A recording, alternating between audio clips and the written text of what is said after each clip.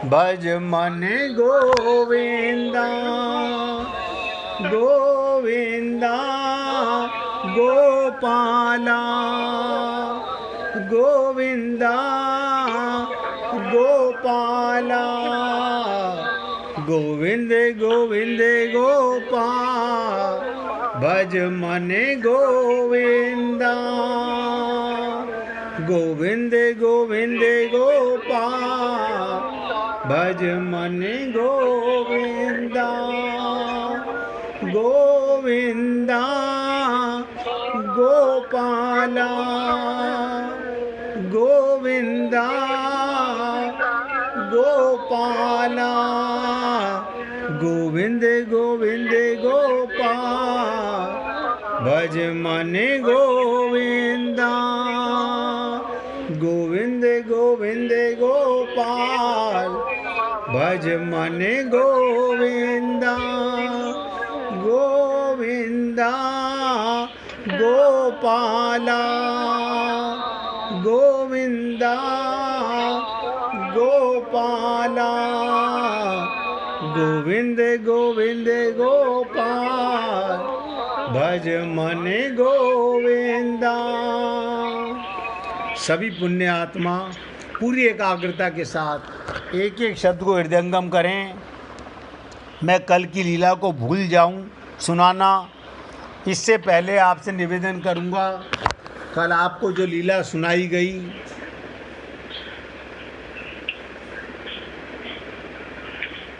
अनिरुद्ध और उनकी पत्नी उषा के विषय में।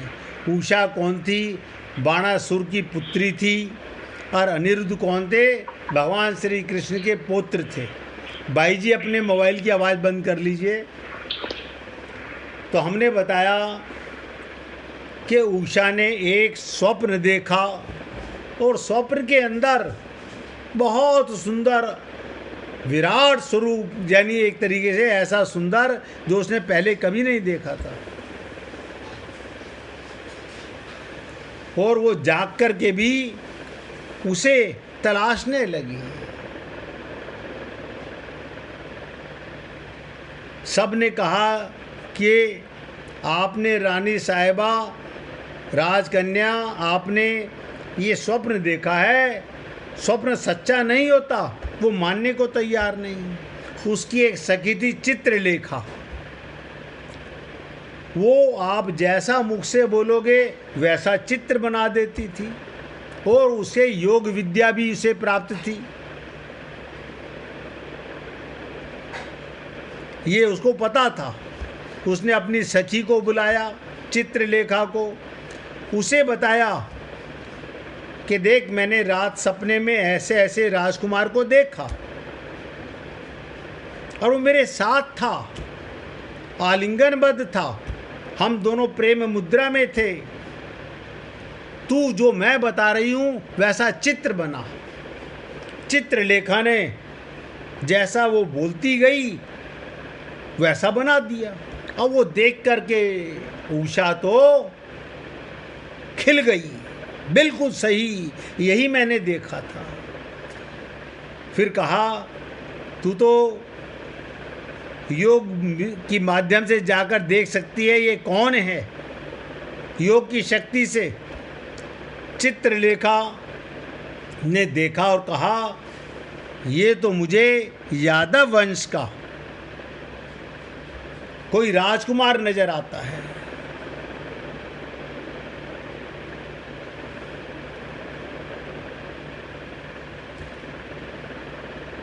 उसने उषा को समझाया वो अपने सपने के राजकुमार को भूल जाए, लेकिन उषा ने जिद करी कुछ भी हो जाए शादी तो वो अपने सपने में आने वाले राजकुमार से ही करेगी। योग की शक्ति से चित्रलेखा उसी रात, ध्यान से सुनिएगा, उसी रात द्वारिका गई। उसने द्वारिका के सभी भवनों में जाकर देखा। अचानक श्री कृष्ण के राजमहल में उसकी नज़र श्री कृष्ण के पौत्र अनिरुद्ध पर पड़ी। अनिरुद्ध अपने शयन कक्ष में गहरी नींद में सो रहे थे। चित्रलेखा ने अपने योग बल से अनिरुद्ध को सुप्तावस्था में पलंग सहित उठा लिया। देखिए कमाल की चीज, सुप्तावस्था में ही पलंग से सहित उठा लिया और उसे आकाश मार्ग से राजकुमारी उषा के शयन कक्ष में ले जाकर पहुंचा दिया। राजकुमारी उषा अनिरुद्ध को देखते ही पहचान गई। राजकुमारी ने अनिरुद्ध को जगाया। अनिरुद्ध की जब आंख खुली तब उसने अपने निकट राजकुमारी उषा को देखकर आश्चर्यचकित हो गया। उषा ने अनिरुद्ध को सारी कहानी सुनाई। राजकुमारी उषा ने अनिरुद्ध से कहा, मैं आपके बिना जीवित नहीं रह सकती। सपने में ही सही हम दोनों में प्रेम किया है। उषा के रूप और यौवन की सुंदरता ने अनिरुद्ध के हृदय को आकर्षण पैदा कर दिया। उषा और अनिरुद्ध गंधर्व विवाह कर, ध्यान दीजिएगा, पति पत्नी की तरह रहने लगे। वो दोनों एक दूसरे में इतना खो गए उन्हें यह भी पता नहीं चला, भूल गए एक साथ पति पत्नी के रूप में रहते हुए कितने वर्ष बीत चुके। पति पत्नी के रूप में हमेशा साथ रहने के कारण राजकुमारी उषा का कौमार्यपन भंग हो चुका था। राजकुमारी के भवन में पुरुषों का आना वर्जित था। भवन के चारों तरफ सैनिक रहा करते थे। राजकुमारी के स्वभाव में आया परिवर्तन सैनिकों से छिपा नहीं। सैनिकों को आश्चर्य हो रहा है कि राजकुमारी के भवन में कोई भी पुरुष नहीं जाता, फिर राजकुमारी में परिवर्तन कैसे हो रहा है। सैनिकों ने अपनी ये शंका जब दानवराज बाणासुर को बताई तब बाणासुर को बहुत दुख हुआ और क्रोध भी आया। ये सुनते ही वो अपनी पुत्री के भवन में पहुंचा। बाणासुर ने देखा उसकी पुत्री एक सुंदर युवक के साथ पाशे खेल रही थी। ये देखकर बाणासुर क्रोधित हुआ और सैनिकों को आदेश दे दिया, इस युवक को समाप्त कर दिया जाए। इससे बाणासुर के वंश के सम्मान को कलंकित किया है।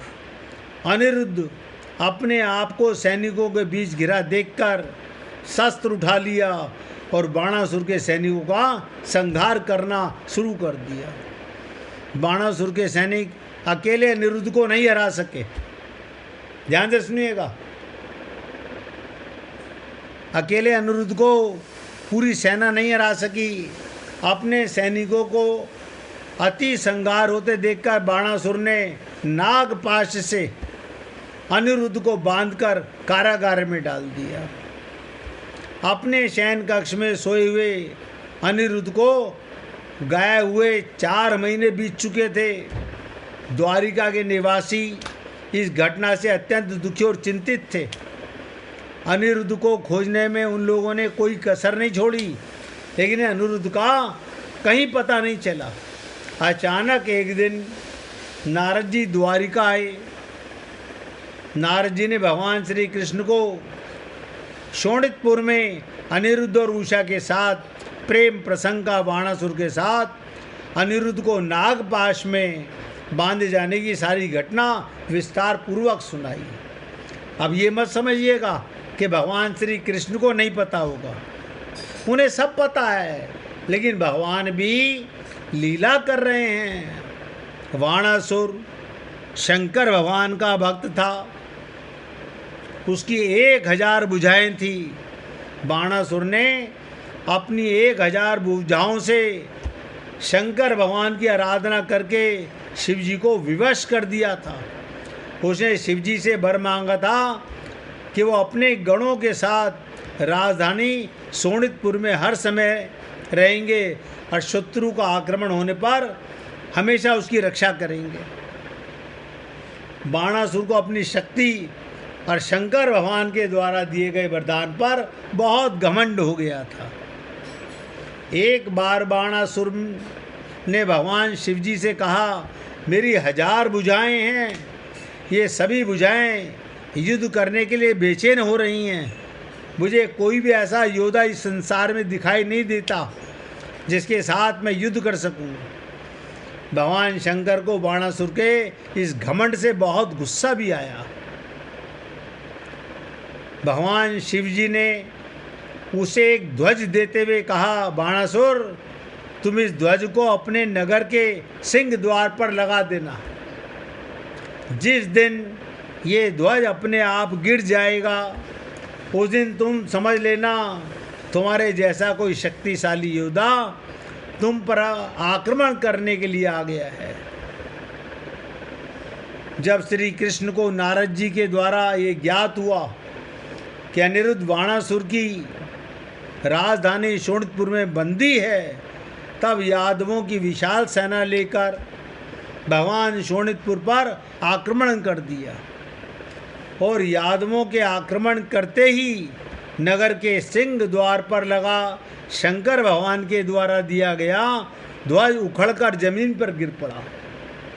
और ध्वज के गिरते ही बाणासुर समझ गया उसे उसके जैसा कोई पराक्रमी योद्धा उस पर आक्रमण कर चुका है। बाणासुर को दिए गए वरदान के अनुसार भगवान शंकर ने अपने गणों के साथ श्री कृष्ण के युद्ध करने के लिए तैयार थे। बाणासुर भी अपने विशाल सेना को लेकर युद्ध के लिए तैयार हो गया। दोनों में भीषण युद्ध हुआ। श्री कृष्ण ने अपने बाणासुर से, ध्यान दीजिएगा, अपने बाणों से बाणासुर की 2 भुजाएं छोड़कर अन्य सभी भुजाओं को काट दिया। 1000 भुजाएं, 2 भुजाएं छोड़कर सबको काट दिया। इस भीषण युद्ध से शंकर जी के सभी गण और बाणासुर के सभी सैनिक युद्ध छोड़कर भागने लगे। ये देखकर भगवान शिव ने स्वयं श्री कृष्ण के साथ युद्ध करने की घोषणा कर दी। बाणासुर को समझ में आ गया श्री कृष्ण परमेश्वर वास्तव में परमेश्वर हैं। ये जानकर बाणासुर भगवान श्री कृष्ण के शरण में आकर क्षमा मांगने लगा। श्री कृष्ण ने बाणासुर को क्षमा कर दिया, अनिरुद्ध और उषा का विवाह करवाने का आदेश दिया। और विवाह के बाद श्री कृष्ण अपने पोते और बहू को लेकर द्वारिका चले गए। इस प्रकार उषा और अनिरुद्ध के प्यार को सफलता मिली। भारतीय साहित्य में एक अनोखी प्रेम कथा है जिससे प्रेमिका अपने प्रेमी का हरण कर लेती है। आप सोचिएगा, प्रेमिका अपने प्रेमी का हरण कर लेती है। प्रद्युम्न के पुत्र श्री कृष्ण के पुत्र अनिरुद्ध की पत्नी के रूप में राजकुमारी उषा की ख्याति सब जानते हैं। इसलिए हे पुण्य आत्माओं, ये लीला मैंने आपको इसलिए सुनाई कि भगवान के साथ अगर आपका प्रेम हो जाए, कैसे हो जाए? ऐसे हो जाए क्या आप भगवान को जिस रूप में चाहते हो, भगवान उसी रूप में आपके साथ प्रेम में आने को तैयार है। लेकिन आप समझो तो सही, मानो तो सही, प्रेम पाप नहीं है। प्रेम तो भगवान की पूजा है, समर्पण है। भगवान तो प्रेम के पीछे गोपियों के दीवाने थे। इसलिए हे पुण्य आत्माओं, ये सब बातें आपको इसलिए सुनाई जाती हैं ताकि भगवान की लीलाओं को, मैंने आज उस श्लोक की व्याख्या आगे क्यों नहीं की, क्योंकि गृहस्थ होने पर भी अर्जुन प्राप्त कर्तव्य कर्म युद्ध को छोड़कर भिक्षा याटन करने के लिए उसे श्रेष्ठ मानता है कि मैं युद्ध नहीं करूंगा, मैं भीख मांग लूंगा। आप और हम लोग भी कायरों की तरह ऐसा कार्य कभी ना सोचें। जहां भगवान ने आपको ला के रखा है, जिस गृहस्थी में रखा है, वो भगवान का घर है। बस इतना निवेदन मेरा है, उसे आप अपना नहीं भगवान का घर माने। जिनकी सेवा आप करते हैं सब में भगवान है। अगर आपको शरीर के संबंध से ज़्यादा भगवान का संबंध समझ आ जाए, अब आप सोच के देखिएगा मैं ऐसा क्यों बोल रहा हूँ, उसका कारण बताता हूँ। शरीर का संबंध मिटने वाला है, या तो हम शरीर त्याग देंगे या जिनसे हमें शरीर मिला है वो त्याग देंगे। तो शरीर का संबंध मरने वाला है, और भगवान का संबंध, जितने भी जीव आपके घर में रहते हैं सब परमात्मा के अंश आत्मा है, और आत्मा कभी मरती नहीं। हमें आत्मज्ञान नहीं हो पाया, अभी आप हम लोग मोह निशा रात्रि में सोए पड़े हैं। अभी ममता मोह आसक्ति में आप हम लोग, क्योंकि निष्काम नहीं कर सके, निर्मम नहीं हो सके, अनासक्त नहीं हो सके, यानी भगवान के अंश होकर के भी, आत्मा होकर के भी, चेतन होकर के भी अपने को मरने वाला शरीर मानते रहते हैं। इसलिए मैं रोज़ आपके साथ थोड़ा थोड़ा भगवान की वाणी का प्रसाद खुद भी ग्रहण करता हूँ और आपको भी कराना चाहता हूँ कि जीवो अपनी भूल सुधारो। सुधारोगे तो सुधरेगी। अब कोई ये कहे मैं कोशिश करूँगा, इसमें कोशिश की ज़रूरत ही नहीं है।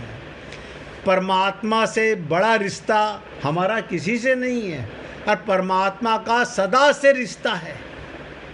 देखिएगा, मैं थोड़ी सी चर्चा और करूँगा। जिस किसी भक्त को भजन सुनाना हो निकाल के रखना। क्या, एक छोटी सी लीला और सुन लीजिएगा। बंसी गाए राधिका, क्या मतलब, जब पूर्ण ब्रह्म परमात्मा श्री कृष्ण अपनी मुरली की पर तान छेड़ते हैं तो उनकी बंसी से कोई राग नहीं, ध्यान से समझो, भगवान की बंसी से कोई राग नहीं, बल्कि स्वयं उनकी मूल शक्ति राधा का नाम गुंजायमान होता है।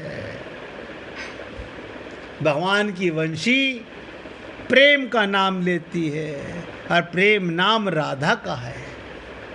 थी उनकी बंशी से क्या निकलता है जब वो तान छेड़ते हैं, कोई राग नहीं, मूल शक्ति राधा का प्राकट्य होता है, जो संपूर्ण सृष्टि का संचालन करने वाली शक्ति स्वरूपा है।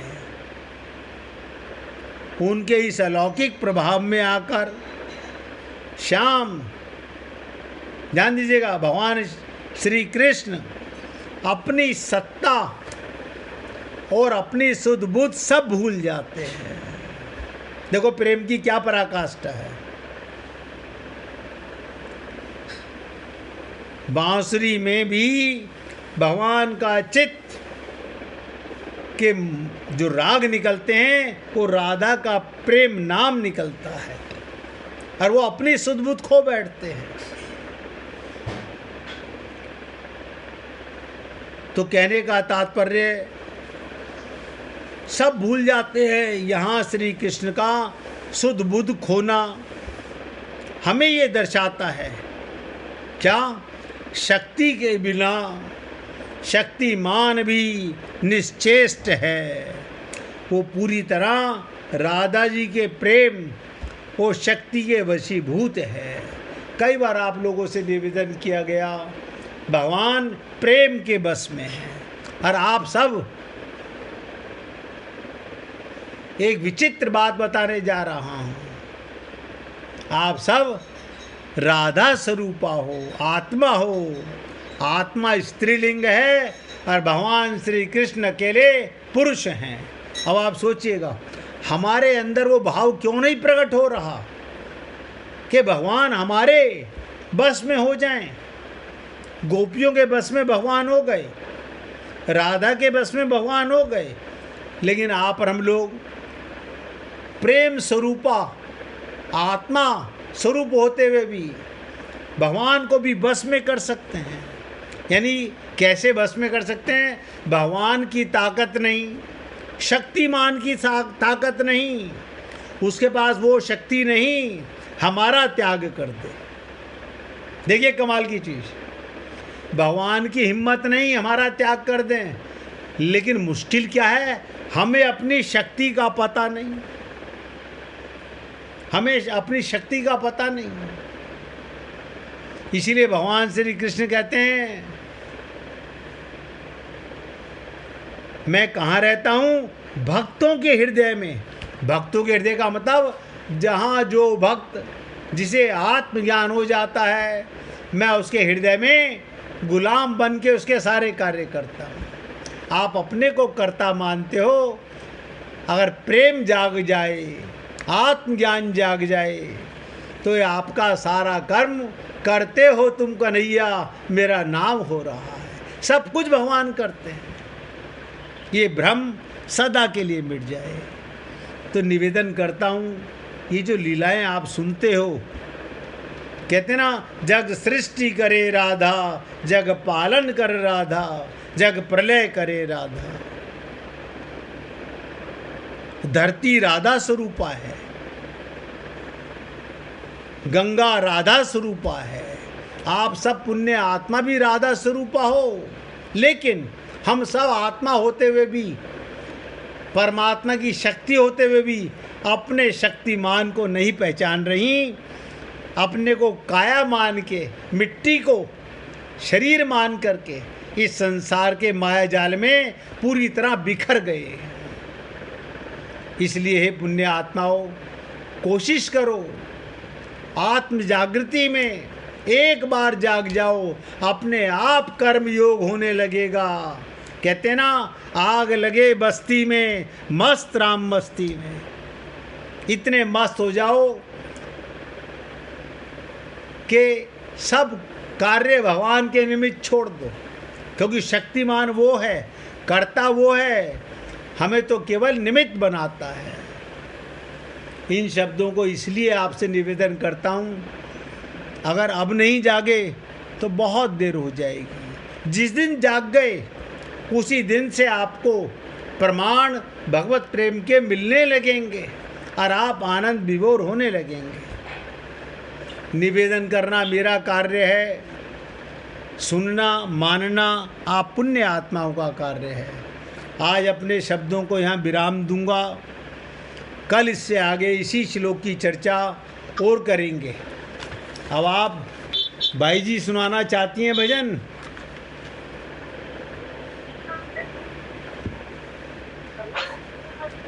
सुनाइए भाई जी। राधे राधे। राधे राधे भाई जी।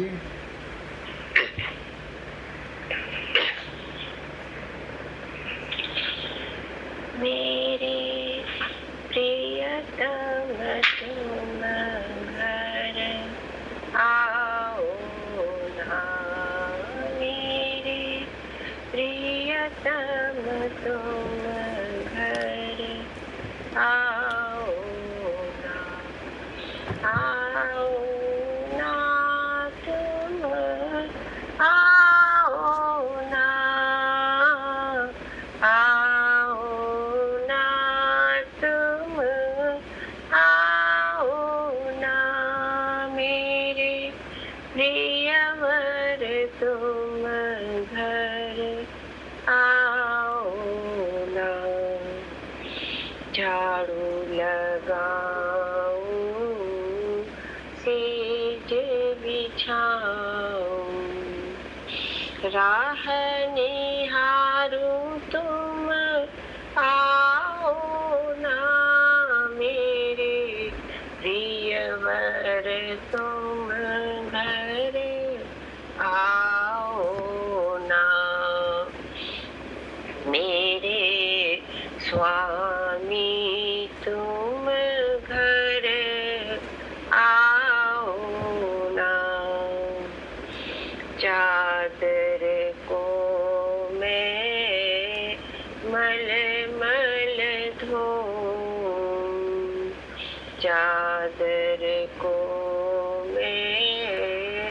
मलमल धोऊं, फूल बिछाऊं तुम आओ ना मेरे प्रियतम, तुम घर आओ ना मेरे स्वामी, तुम घर आओ ना। चरण चाप की आहट पाऊं, चरण चाप की आहट पाऊं, लुक छिप जाओ ना मेरे प्रियतम, तुम घर आओ ना मेरे स्वामी, दरस दिखाओ ना। आओ मेरी आँखियों में बस जाओ, आओ मेरी आँखियों में बस जाओ, मैं देखूं तुम्हें, तुम देखो मुझे, मेरे प्रियतम आओ ना मेरे स्वामी, दरस दिखाओ ना।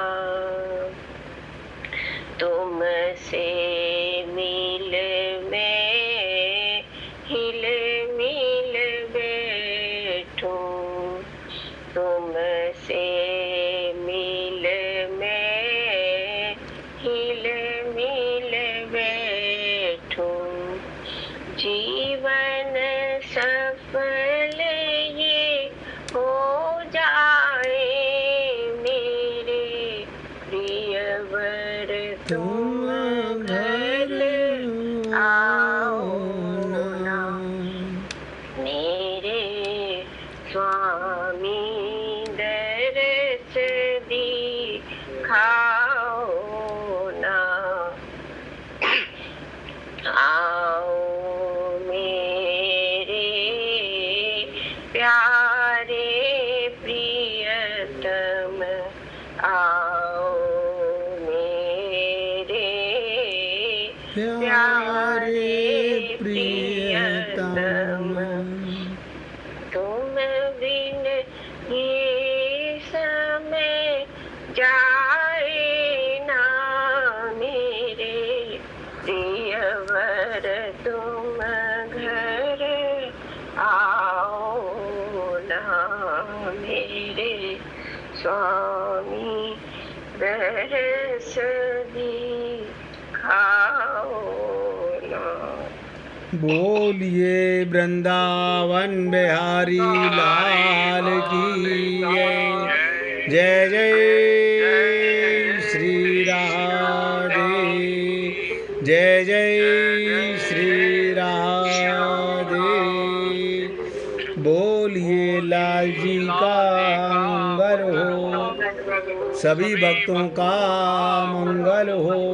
हमारे गुरु जी का सबको राधे राधे भैया, सबको राधे राधे, राधे राधे भैया, राधे राधे, राधे राधे जी, सबको राधे राधे जी, राधे राधे। राधे राधे जी, राधे राधे।